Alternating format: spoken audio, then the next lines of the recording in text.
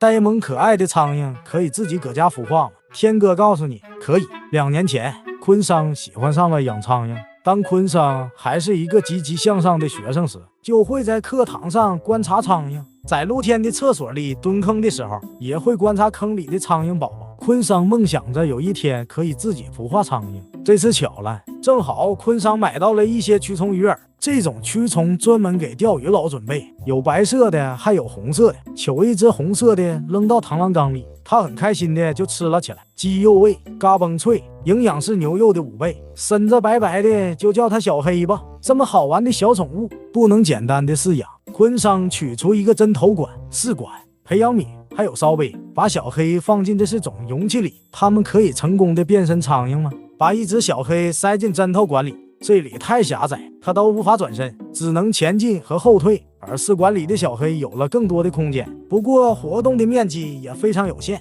如果变成苍蝇，在试管里无法起飞，会不会影响小黑的发育呢？培养皿和烧杯里也都放上小黑，同样把小红也放进相应的容器里作为对照。1天后，培养皿这个大豪宅里的2只都已经变成了蛹。左边的小红，它的蛹自然也是稍微红一些；右边的是小黑，蛹是棕色的。再来看看试管里的变化，试管里的小红变成了蛹，小黑还在活蹦乱跳；烧杯里的2只蛆虫也都变成了蛹。仔细看这只红色的，它居然还在动。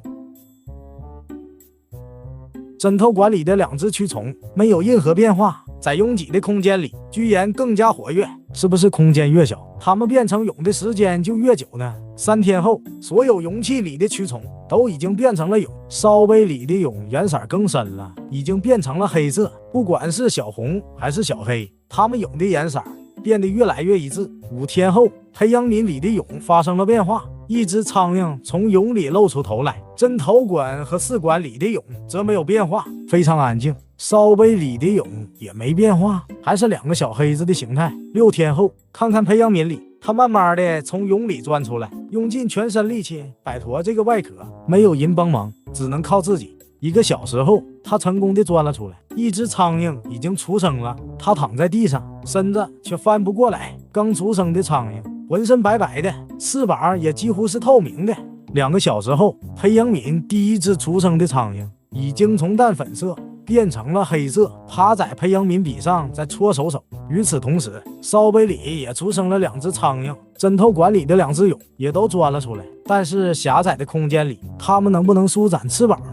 并不是所有的蛹都能成功出生。培养皿里另外1只苍蝇在出生的时候就卡在蛹里，用尽了全部的力气也没能钻出来，身子已经变成黑色，还是没能离开蛹。这可能就是大自然的优胜劣汰。试管里有1只蛹，经过了7天，一直没有任何变化。烧杯里的2只苍蝇已经在烧杯里爬来爬去，看起来变身很顺利，只要打开盖子，它们就可以飞出去。试管里出生的这只小黑也非常活跃，打开试管的塞子，它并没有马上就飞走，看起来它并没有飞行的经验，只会唱跳。即使是用手触摸它也不会起飞，可能是空间一下变得太大，它无法适应。把它放进烧杯里，小黑甚至身子都翻不过来了。到了第2天，小黑慢慢适应了烧杯，在烧杯里爬来爬去。打开烧杯的盖子，它会马上飞走吗？小黑好像对昆桑产生了感情，不想离开，把它倒在桌面上，用手触摸，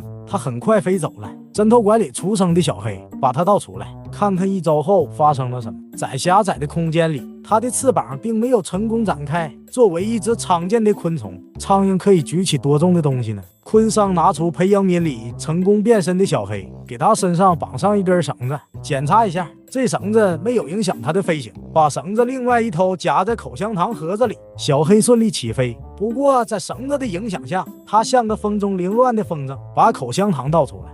看看小黑能不能拉得动盒子，盒子纹丝不动。再把绳子拴在口香糖上，口香糖动了，不过也只能动一点点。重量再次减轻，这次把绳子拴在1根火柴上，这次小黑可以拉动一些了。把火柴去掉一半，小黑带着火柴飞了起来，再去掉火柴一半，这次小黑飞得更轻松了，好像救援的飞机。把一只蚂蚁放在火柴上，让它体验一把坐飞机的感觉。小蚂蚁差点把早餐也吐了出来。当小黑趴在墙上休息的时候，蚂蚁顺着绳子爬了上来，测量一下剩余火柴和蚂蚁的重量，有 0.06 克。看来苍蝇的载重能力是非常有限的。这么可爱的苍蝇，你想不想养一只呢？好了，本期苍蝇的故事分享到这，我是天哥，我们下期再见。